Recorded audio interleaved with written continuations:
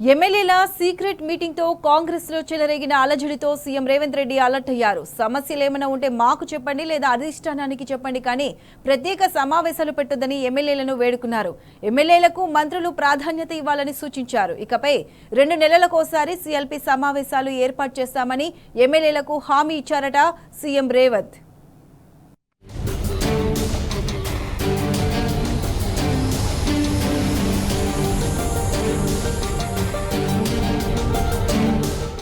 సమస్యలుంటే మాకు చెప్పండి లేదా అధిష్టానానికి చెప్పండి, కానీ ప్రత్యేక సమావేశాలు పెట్టి పార్టీని ఇబ్బందులకు గురి చేయొద్దని ఎమ్మెల్యేలను బతిమిలాడుకున్నారు ముఖ్యమంత్రి రేవంత్ రెడ్డి. ఎంసీఆర్ హెచ్ఆర్డీలో గురువారం సీఎం రేవంత్ రెడ్డి అధ్యక్షతన సీఎల్పీ సమావేశం జరిగింది. ఎమ్మెల్యేల సీక్రెట్ మీటింగ్ తో అప్రమత్తమైన కాంగ్రెస్ పార్టీ ఎమ్మెల్యేలతో ప్రత్యేక సమావేశం నిర్వహించాలని నిర్ణయించింది. మొదటగా జిల్లాల వారీగా సమావేశాలు పెట్టి ఎమ్మెల్యేల సమస్యలను తెలుసుకోవడంతో పాటు కులగణన, ఎస్సీ వర్గీకరణ అంశాలను ప్రజల్లోకి తీసుకెళ్లే అంశంపై చర్చించాలని భావించారు.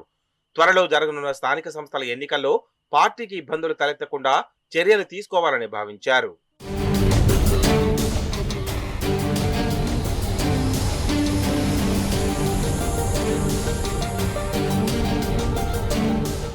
కాంగ్రెస్ పెద్దలు ఏర్పాటు చేసిన సమావేశం చివరికి సీఎల్పీ సమావేశంగా మారింది.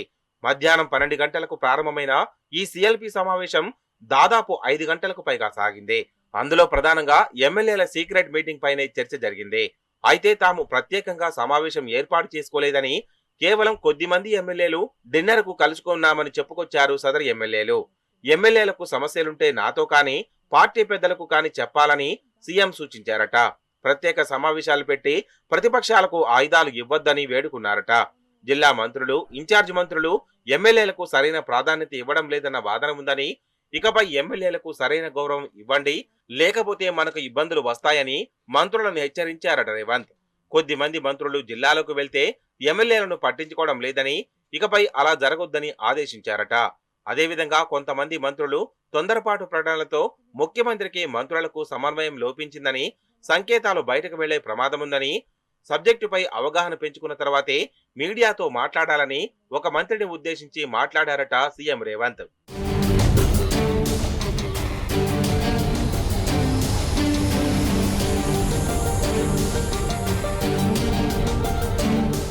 ఇక రాష్ట్ర ఆర్థిక పరిస్థితిపై ఉప ముఖ్యమంత్రి బట్టి విక్రమార్క పవర్ పాయింట్ ప్రజెంటేషన్ ఇచ్చారు.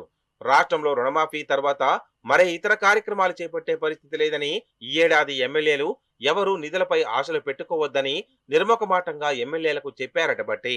ఈ ఏడాది సంక్షేమ కార్యక్రమాలతోనే ముందుకెళ్లాలని, వచ్చే సంవత్సరం నియోజకవర్గ అభివృద్ధికి నిధులు విడుదల చేస్తామని ప్రకటించారట. దాంతో నియోజకవర్గ ప్రజలకు ఏం చెప్పాలో తెలియని దిక్కుతోచని స్థితిలో పడ్డారట ఎమ్మెల్యేలంతా. నిధులు ఇవ్వకపోతే నియోజకవర్గాల్లో అభివృద్ధి పనులు ఎలా చేపట్టాలని ఆందోళన చెందుతున్నారట.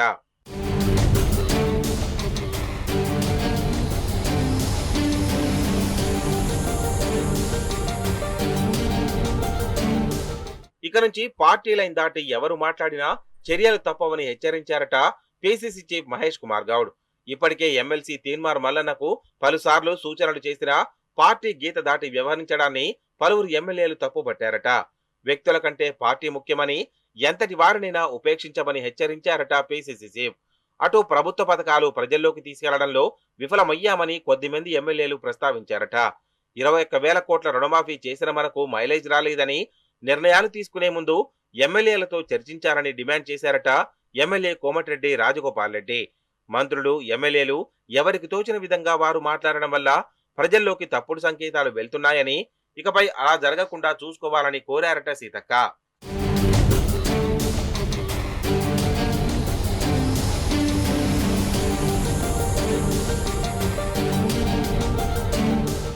ఇకపై ఎమ్మెల్యేలకు ఇబ్బందులు తలెత్తకుండా చూసుకుంటామని సీఎల్పీలో ఇచ్చిన హామీ అమలవుతుందో లేదో అంటున్నారు ఎమ్మెల్యేలు. ఇటు అనర్హత పిటిషన్ సుప్రీంకోర్టులో ఉన్నందున వలస ఎమ్మెల్యేలు సీఎల్పీ మీటింగ్ కి దూరంగా ఉన్నారు.